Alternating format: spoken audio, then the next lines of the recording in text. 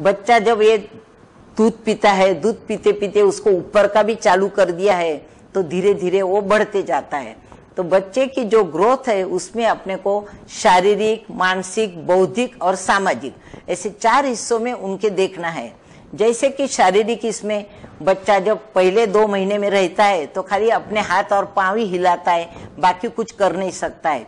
रोने का तो उसका हक ही है, वो रोता है। कभी भूख लगी तो रोएगा, डायपर गीला हो गया तो भी रोएगा, या उसके पास से माँ बाजू हो गई तो भी रहेगा। बहुत सारी वजह रोने की रहती है, लेकिन इसमें भी थोड़ा ध्यान रखना है, अपने को सावध रहना है कि भाई खाली वो दूध के लिए रो रहा है या किसके लिए रो रहा है। कभी कभी कोई बीमारी रही, उसको दर्द भी होता रहा तो भी वो रोता रहेगा।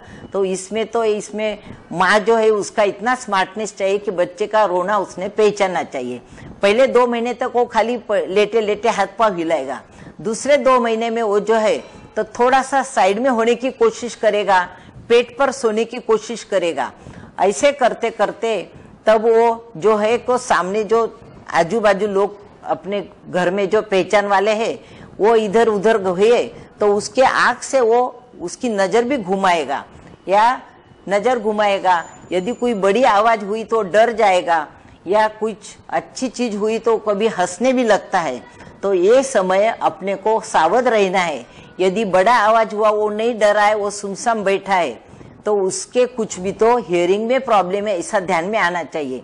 यदि कोई व्यक्ति घूमती है तो उसकी अपनी आंख या नजर नहीं घूमती है तो उसके आंख में भी प्रॉब्लम हो सकता है, या वो कुछ रिस्पॉन्स नहीं देता है।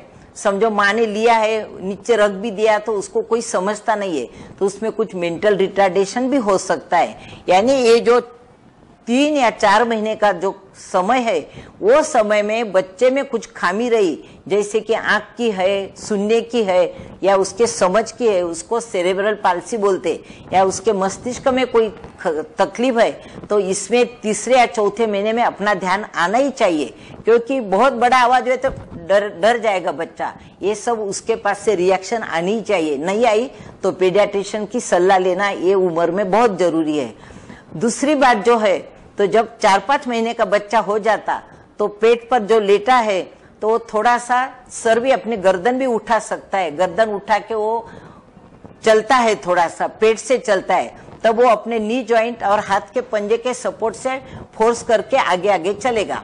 थोड़ा और 5-6 महीने का हो गया तो फिर वो पंजे का सपोर्ट छोड़ के खाली घुटने से थोड़ा आगे रहेंगे, क्रॉलिंग करता है, उसको क्रॉलिंग बोलते हैं अंग्रेजी में, तो चलता है। थोड़ा और 6-7 महीने का हो गया तो फिर वो उठने की कोशिश करेगा, अपने गर्दन और शोल्डर की वजह से उठने की कोशिश करेगा, लेकिन घुटने का सपोर्ट लेगा।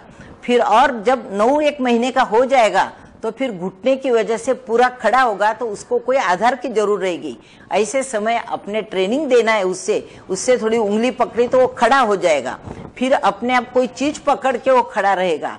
खड़ा होते होते वो धीरे धीरे अपने पांव जो है वो भी हिलाएगा और चलने की कोशिश करेगा। इस तरह से लगभग 12 महीने का जब बच्चा हो जाता है तो वो चलने की अच्छी तरह से उसकी आदत हो जाती है। फिर दौड़ने के लिए तो थोड़ा 1 साल के ऊपर 2-1 महीने हुए तो वो दौड़ता है।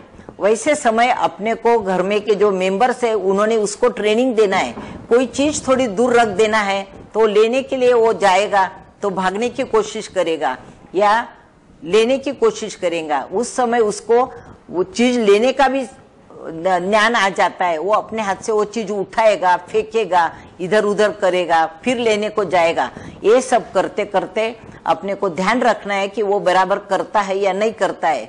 इसमें समझो ऐसा लगा कि उसका पांव बराबर नहीं चल रहा है या टेढ़ा पड़ रहा है, कुछ है, तो फिर तुरंत अपने को ध्यान देना है। क्योंकि रिकेट्स नाम की जो बीमारी है वो इस उम्र में ही पांव बराबर खड़े नहीं होते, और पांव जो सीधे नहीं होते तो थोड़े से तिरछे पांव रहते उसके, और पतले होने लगते हैं पांव पहले से।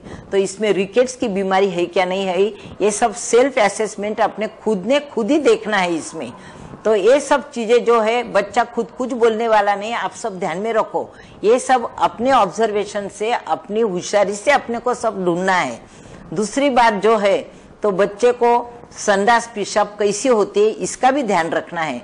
कभी कभी हरी संडास होती है, उसको ग्रीन डायरिया बोलते हैं, तो उसमें डरने की कोई बात नहीं है। लेकिन ग्रीन डायरिया हुआ है तो उसको कुछ हजमे की तकलीफ है, ऐसा समझना चाहिए। और पहले मैं जैसे बोली कि दूध भी कभी कभी हजम नहीं होता है, तो ऐसे समय पीडियाट्रिशियन की सलाह से उसको दूध भी अपने को बंद करना पड़ता है। ये सब जो है, ये सब एबनॉर्मल बातें हो गई, लेकिन एबनॉर्मल ढूंढने के लिए अपने को नॉर्मल चीजें मालूम चाहिए ना। तो माँ बाप को ये नॉर्मल चीजें सब मालूम होना बहुत जरूरी है।